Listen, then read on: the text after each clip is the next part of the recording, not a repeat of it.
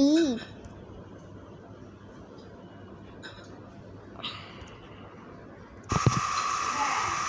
Adam, you should have played the ball near this place.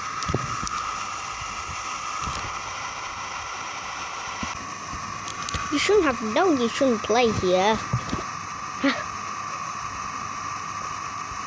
Ugh. Bossy you. I was only playing a ball, but you played the ball nearby a box of explosive chemicals. Fine.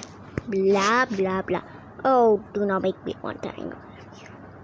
Well, I have to skip the scene. Oh, what's going on here? Well, Adam and I are arguing. Why?